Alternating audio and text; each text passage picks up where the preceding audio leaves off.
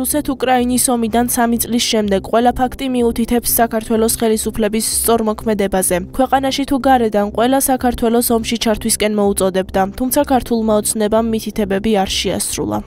რა პოზიციებსაც ვაჟღერებდით, ცხადია ვართ იგივე პოზიციებზე, ჩვენ ვართ თანმიმდევრულები. ახლა ვფიქრობთ, რომ საქართველოს სანქციებიდან დაუწესოს რუსეთს? ჩვენ ვფიქრობთ, რომ აუცილებელია მსოფლიო მშვიდობის დამყარება. კონკრეტული კითხვა დავსვიდა, რომ მიპასუხოთ, უნდა დაუწესოს თუ არა საქართველოს სანქციები. თქვენი მოთხოვნა იყო ეს.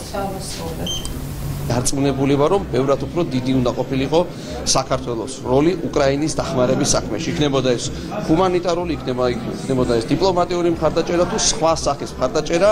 თუ როგორი შემოტევა მიდიოდა საქართველოს ხელისუფლებაზე, უამრავი შეურაცხყოფა, ცილისწამება, მუქარები, რომელიც დღესაც გრძელდება.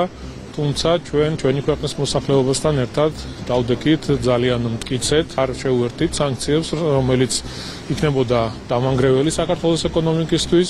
რა თქმა უნდა, მეორე ფრონტის გახსნა შეიძლება სახელმწიფოებრობა დაგვეკარგა საერთოდ. რამხელა შემოტევა იყო იმ უსამშობლო რადიკალების მხრიდან თუნდაც, რომელიც გარედან ფინანსდებოდა. იყო უდიდესი ზეწოლა სხვადასხვა ფორმატით, სხვადასხვა კუთხით, ქვეყნის შიგნიდან, ქვეყნის გარედან პირველ რიგში, რომ საქართველოს დაეკავებინა უკიდურესად კონფრონტაციული პოზიცია რუსეთთან მიმართებაში. ეს ყველაფერი არა მარტო დიდი ეკონომიკური პრობლემებით, ასე ვთქვათ, აისახებოდა საქართველოში, საბოლოო ჯამში დამთავრდებოდა რუსული აგრესიით.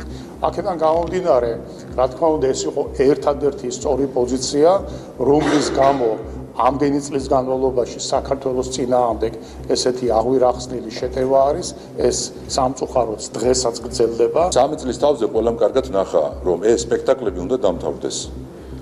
სპექტაკლები, რომელსაც უწყობდნენ საზოგადოებას და რომლის მეშვეობითაც 3 წლის თავზე ჩვენ მივიღეთ სამწუხაროდ ის, რომ უკრაინაში არის დაღუპული 100,000-ობით ადამიანი, ტოლვილი მილიონობით ადამიანი, განადგურებული ინფრასტრუქტურა, დაკარგული ტერიტორიები. იმედი გვაქვს ჩვენ, რომ სწორედ შეერთებული შტატების დიდი როლის შესრულებით უკრაინაში მშვიდობა აღდგება.